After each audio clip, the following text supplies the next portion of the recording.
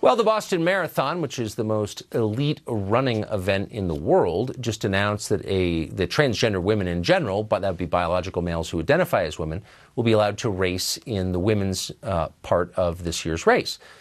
This year, at least 5 transgender runners will be competing in the women's division, despite advantages they may have due to higher testosterone levels, among other potential physical advantages. What are the rules exactly? Nell Daly is a psychotherapist, and she joins us tonight. So, Nell, my point really isn't to make a case against transgenderism. I strongly think that biology is real and that we shouldn't ignore it. But that's not really the point I want to make. I want to ask a series of sincere questions about what qualifies you as a biological man to compete as a woman, because there's an actual fairness question here to women. So what does that mean exactly? For the purposes of the Boston Marathon? So what the Boston Marathon, it seems like to me, has done, and I've been reporting on transgendered athletes for a long time now, and I think what they did was they adopted the policy that was set forth by the U.S. Track and Field Committee, which followed what the the International Olympic Committee also set forth as to what to do with transgendered athletes. So they have, if you identify, let's say you're born a man, but you identify as a woman and you qualify as a woman, then you're able to compete as a woman on the day of the race. But you have to qualify and compete in the gender in which you qualified for, if that makes sense. It doesn't make sense, because it doesn't answer the basic question, which is, what are the criteria for qualifying as a woman?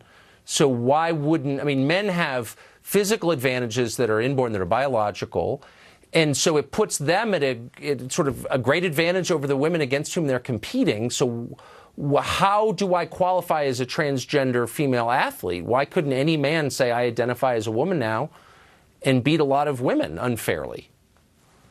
Theoretically, they could. So it's not as if the Boston, it's not as if these athletic committees are necessarily asking for a full history of these athletes. If a man decided to compete as a woman and ran all those qualifying races as a woman, then on game day, they're allowed to compete as a woman. Now, the interesting fact here are the criteria? But what are the criteria? Like, how do we determine if someone's a woman for the purposes of competing in the women's event?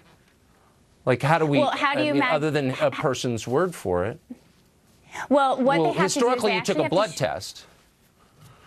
Well, so here's the issue. What they do is they ask for you to present a government ID. So it's what you identify as, not necessarily what you're born as. And where this issue gets a little bit more complicated, and will get more complicated as time goes on, is that states now are starting to say that people have the choice of being considered non-binary and checking that off on their government IDs. So if you have 1.4 million people now in this country identifying as transgendered, and transgender is an umbrella term for many things that fall under it, and then you start issuing, states start issuing government IDs where people can choose I get it. So there are no rules. I mean, we're just making it up as we go along, which is fine. I mean, if the purpose is to make people feel good, I get it. I'm not attacking anybody. But if there are actual prizes at stake, or jobs, or marathons, it might be nice to have some rules. Anyway, we're out of time. Nell, thank you. Good to see you. Okay. Good to see you. Are pandas, in fact, sex-crazed killing machines? A new study says they are, despite appearances, and of course we'll have details on that. Stay tuned.